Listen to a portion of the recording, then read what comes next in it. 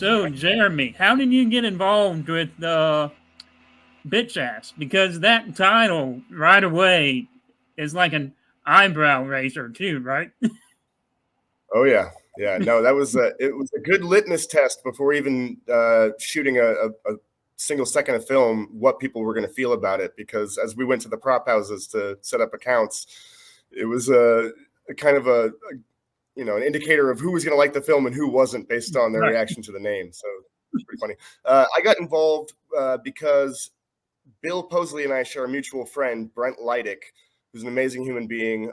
He most likely would have been the producer of this film, but he went and had a baby right before, so he did the honorable family thing, and we connected, Bill and I, and it has just been kismet ever since. It's really working with him and John Coulomb and the rest of the crew was like a dream come true, and now that dream is bearing really, really awesome fruit. So. Yeah, and the production design, your department in this film was wonderful. Like, how did you create these set pieces? Because this was very much like a DIY version of Saw when you watched it. So, how much creativity was with you and the director of the film? I appreciate that. Thank you. A lot. It was hours and hours of sitting and sketching things out. I really wanted to make sure that some of the games could actually work and would read that way on camera. And, we tend to take corners sometimes, cut corners and, they're not going to really figure out what's going on.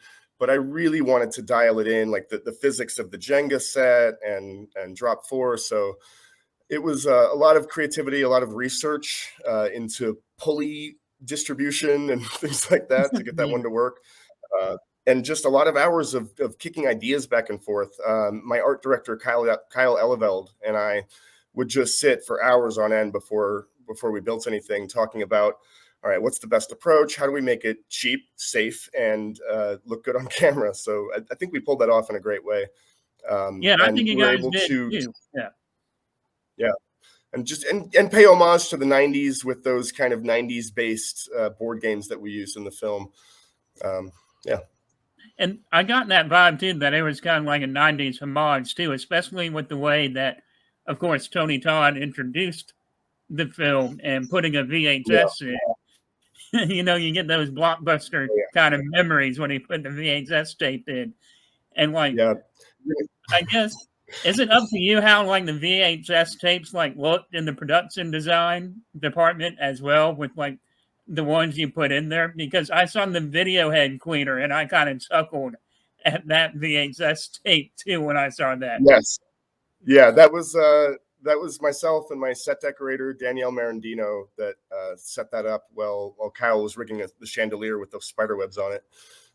But yeah, that was a wonderful scene. It was total schlock 90s hood horror, really condensed in that little moment with Tony, and he brought it to life. We dressed this ridiculous set, and then he stepped in and really just took control of it. And I think Bill told the story at the first screening. After he finished his first take, Bill forgot to yell cut, and we were all just standing there just. Did you see that? Oh, it was amazing. We're truly blessed to have him come on board, and what an incredible tie-in to the movies that we're trying to pay tribute to than by having Candyman himself open and close our film. So I love him for that. Yeah.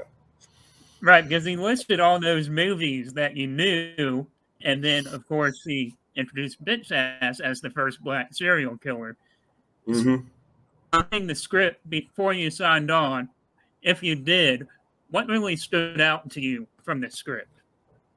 Thank you. That's a great question. And it's actually, the script is the thing that beyond wanting to work with Bill and just the broad strokes of the project sounding very interesting, getting into the meat of the script, there's stuff there that the audience will never see because it was written into the scene direction. That's always the case, but they went above and beyond to make it a really enjoyable read for us as well. Like, that was a page turner. I didn't stop until I finished it.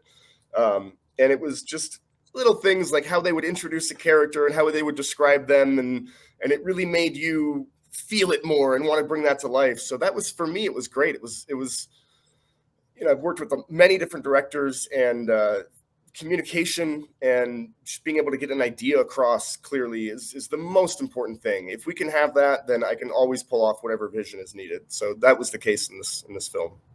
And how did it feel to have some of your production design play at South by Southwest? Not only having Tony Todd in the opening scene, but playing at South by Southwest had to be an incredible feeling knowing, hey, you know what? I worked on that film. That's really cool to see it play at this festival.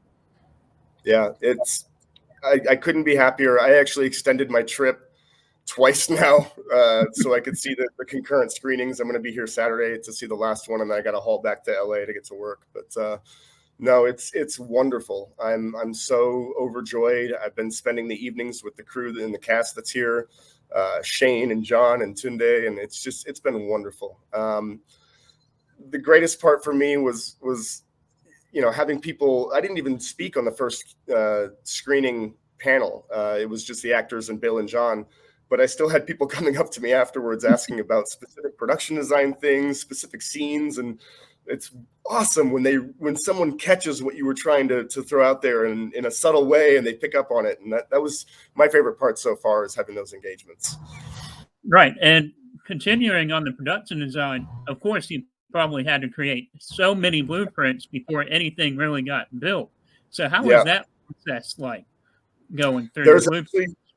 There's a great photo I just saw last night that our producer Shane took, where it's the Jenga set built in the background right after we'd finished building it.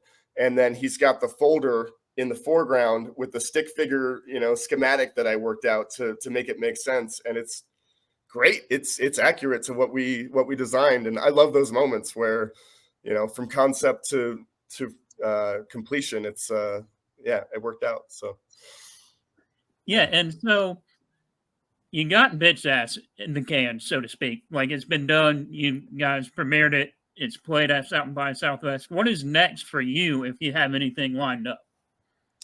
I am going to immediately next. There's another screening next week in Phoenix, Arizona. So I'm in Los Angeles, so I'm going to drive out. It's only 5 hours, and see it again and be there with Bill if he's there. And then work-wise, I've got a project with E3, the conference. We do a yearly thing for Devolver Digital, and we have another one this year that's really, really exciting. We have like a guest superstar that we're kind of keeping under wraps right now, but I get to build a goofy suit for them. I'm really excited. Oh, that's really cool. Yeah. So when you do the E3 stuff, like, that has to be an amazing thing to go to as well. I have not gone yet, but I think I'm going to this year. COVID, my first one was during COVID, so it was difficult to it was canceled, so we couldn't have, but right. I'm looking forward to actually going with Don Thacker, the director of that project, and going to check it out. That'd be a lot of fun. So going back to Bitch Ass, what were some of your favorite board games growing up? Because this is what that pays homage to, which you mentioned in the past. What were some of your favorites? I love Jenga. That was always a favorite of mine. I just love physics, so that's one that's you can game it a little more if you're familiar. Mousetrap is one that we actually talked about. We would have loved to do Mousetrap in this film, but we just didn't have the time to pull off a complicated Rube Goldberg machine. But if we get a Bitch Ass 2, I've heard word that we might be pulling that off. If there's a sequel, you may more. Yeah, no, we're excited. John and I were talking last night about ideas, just kicking them back and forth, just getting ahead of the game, and it's great. I love working with them so much. So that was a film like Bitch Ass. Operation may be a good board game. We did. Too, that was Surgeon, the one where he pulls off the organs. Oh yeah.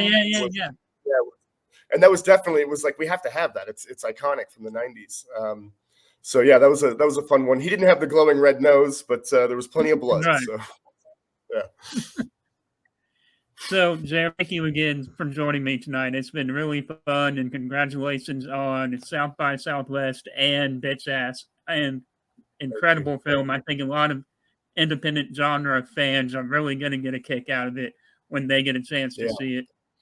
So have a great weekend at South by Southwest. Hope you have a great time. Yeah, if you're out in South by on this Saturday, come see it at 3:30 at the Alamo Lamar.